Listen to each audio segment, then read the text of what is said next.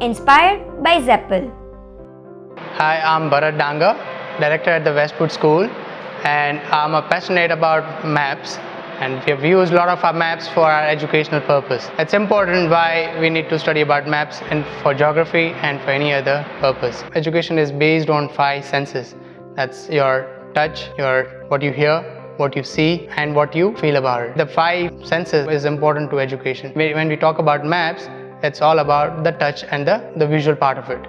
Now what actually happens is, what are maps? People who make maps are called cartographers. A map shows you mountains, rivers, lakes, population density, soils, forests, vegetations, weather, etc. This gives you a detailed information about particular region, about particular thing. If you just go through the map, for you, for a layman, it might just be a picture.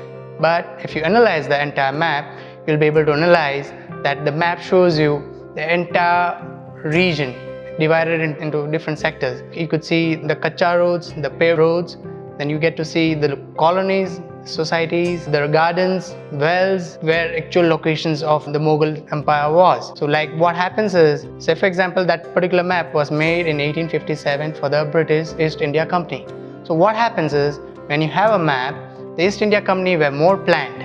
They could recognize the enemies, the context, that means the place of supplies. If I would like to attack any particular country, any particular region, I need to know the way to reach that particular place, the source of supplies of vegetables, water, and the basic amenities for that particular region, the immunization, etc. So this gives you a brief introduction to the people who are wanting to attack, so they can plan out the entire region. Say for example, you have 2 or 3 battalions spread up in different region, in different part of the Delhi region I've given here. So now what happens is, so if one battalion needs some support or help, they could easily get in touch with the other battalion, as they know where they're located. This is how the British East India Company was more organized, and they could, suppress the mutiny. Now coming back to India, we had no plans, we had no maps. So this is how it gave an advantage to the British East India Company against the Mughals. What I just talked about was for the military purpose. Now let's come back to political, geographical,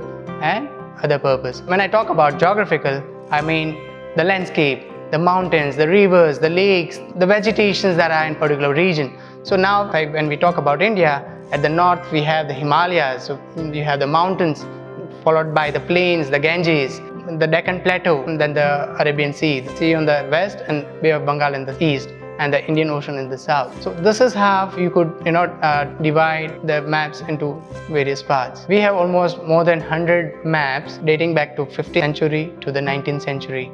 These are pretty rare maps. It's a treasure trove for the people to cherish and understand. In India, children are not exposed to what are cartography. When we expose our children to cartography, they understand the importance of cartography in daily life. People who make maps in the West, if you see, we had most of the people who made maps. Today, the maps are made using the satellite. But if you talk about the past, the maps were made by people who had immense knowledge about the landscape through cartography. Maps played a pivotal role in conquering the world as well. If you see, the major cartographers were based in Europe. The UK, British, the French were Spain, Portugal, and the German countries that conquered almost the entire globe. It was divided between them.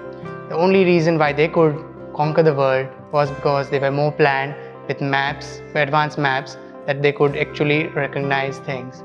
If you just talk about books, there's a lot of these maps were made for particular books, and the books would talk about that particular country's customs, regulations, the heritage, the ports, and these were the places where the people, the conquerors wanted to know, because if I want to go and conquer India, I need to understand the local culture, the locations, the places where the ships could be brought in to bring in the military, and where they could station their troops and things. This is my inside story about maps. How about you? If you have something interesting or have a great hobby, please get in touch with Great Inside Story. Thank you.